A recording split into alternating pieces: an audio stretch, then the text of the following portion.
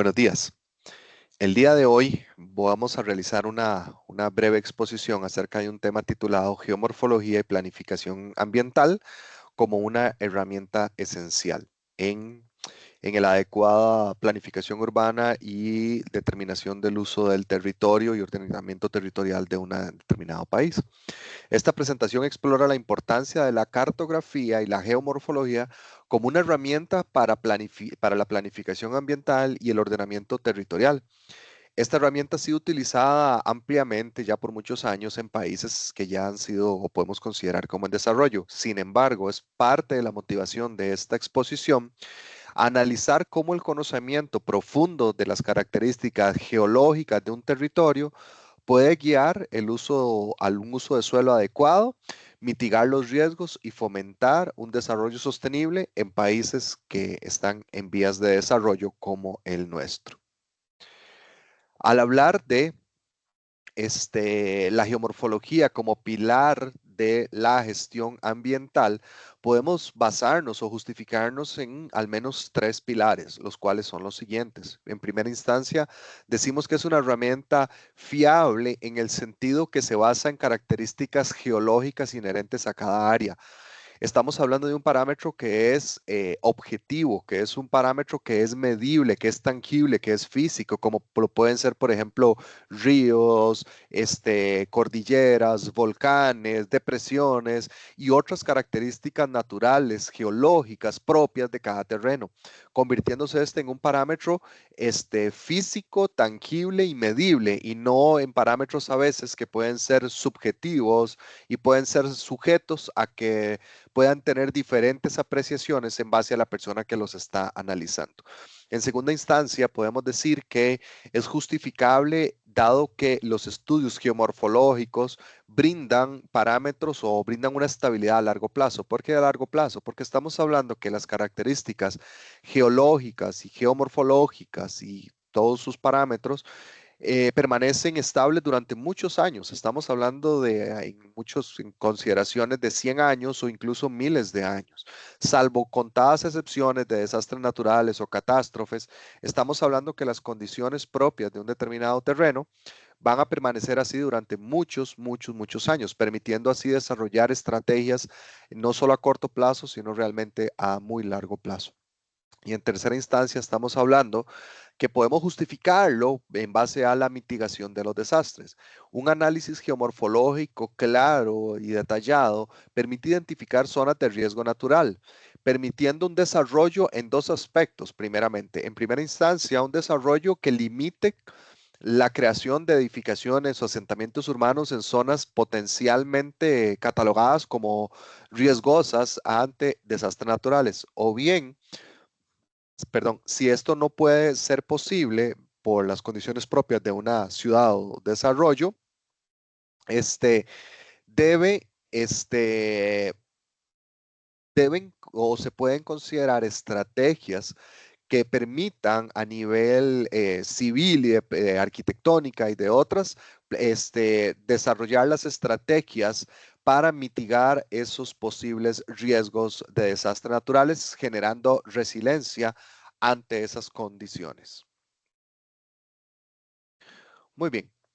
Este tipo de estudios presenta desafíos y oportunidades en países en desarrollo, mientras que en países que ya están desarrollados, la aplicación de estos estudios geomorfológicos es una práctica ya común durante muchos años que les ha permitido desarrollar una adecuada planificación urbana y un adecuado desarrollo y reorganización de su propio territorio.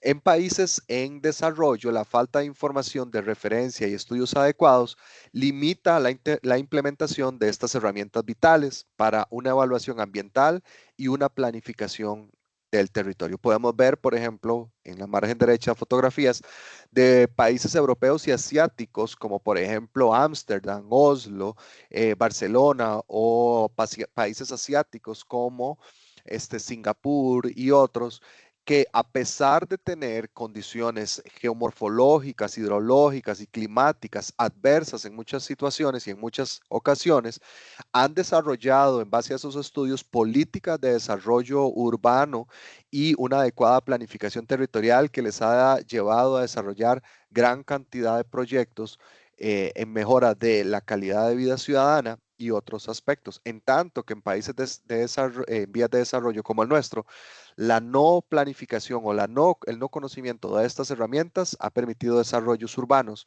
en zonas potencialmente catalogadas para un desastre. Muy bien. ¿Por qué es un enfoque integral? Esto debe ser un enfoque integral en el sentido que debe involucrar bastantes variables. Por ejemplo, hablamos de la geología, que es la composición estructural rocosa del terreno, ¿verdad? La topografía propia de cada lugar, el suelo, sus condiciones propias. No es lo mismo hablar de un suelo arcilloso, o suelos rocosos que son muy susceptibles o más bien muy beneficiosos para desarrollo de infraestructura, en comparación con otros que son suelos más orgánicos que tienen un uso más provechoso para la agricultura, siembra de otro tipo de cosas, el clima propio de una región, la vegetación y finalmente un uso potencial en base a la capacidad del terreno para diferentes fines. Por eso estamos hablando que es algo integral, es una matriz integral, no es un parámetro aislado de otros, sino que involucra un estudio integral de toda la composición propia de cada área. ¿Cuál es la propuesta en este estudio geomorfológico? Bueno, esta propuesta se basa en tres fases. En la primera es una de información básica, mediante visitas de campo y demás, en la cual se recopilan y organizan datos topográficos, hidrológicos, ¿verdad? Básicamente donde mapas de las curvas de nivel, los cuerpos de agua, redes pluviales y demás.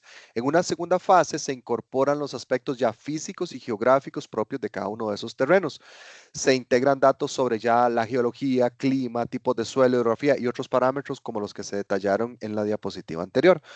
Y finalmente, con el estudio de todas estas etapas, ¿verdad? O las etapas previas, se puede hacer una evaluación de riesgos y proyecciones. En base a todo ese estudio, se pueden tomar decisiones sobre cuáles son las mejores maneras o los usos susceptibles de cada uno de esos terrenos que nos permiten llevar a una adecuada planificación urbana y un adecuado desarrollo o uso potencial de cada uno de los terrenos. Muy bien, ¿por qué considero personalmente que es una herramienta bastante importante? Bueno, a pesar de que nuestro país está dividido políticamente en administraciones llamadas municipalidades a la fecha 84, este tipo de estrategias deberían ser desarrolladas más bien a nivel país. ¿Por qué a nivel país? Porque muchas de las condiciones propias o de cada uno de las condiciones naturales propias, de la geomorfología propia de cada una de las territorios, muchas veces una misma condición geomorfológica abarca muchos cantones o muchos municipios. Por lo tanto, deben desarrollarse estrategias que integren o que tengan una visión integral intermunicipal y no solamente como territorios aislados con los cuales cada uno gestione sus propias políticas de uso de territorio, sino que muchas veces sería más provechoso eventualmente una política a nivel nacional.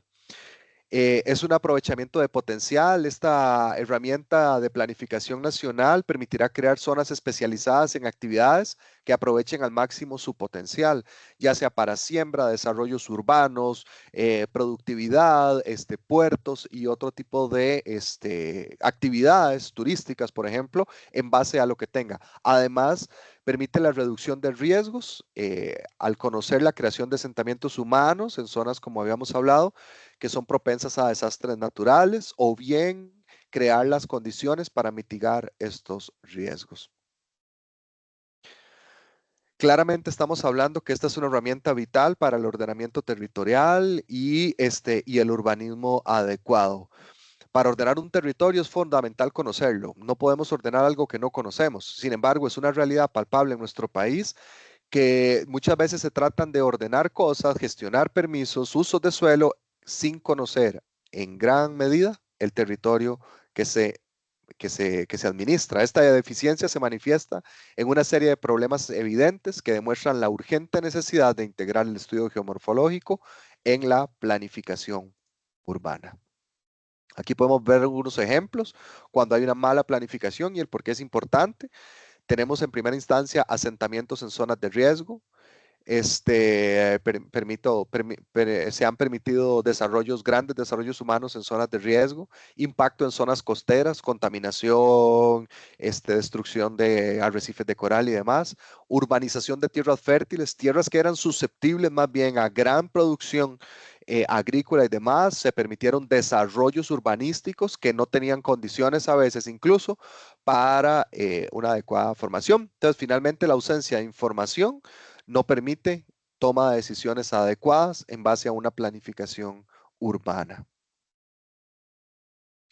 Conclusión, el conocimiento geomorfológico no es un lujo, sino es una necesidad imperante para la construcción de comunidades resilientes y un desarrollo sostenible. Considero que es una gran herramienta que puede ser aplicada a nivel nacional y urge, si es que queremos como país poder seguir desarrollándonos de una manera sostenible y económicamente creciente, limitando los riesgos y en aras de ser un país que mejore su calidad de vida, minimizando sus riesgos ambientales y sociales.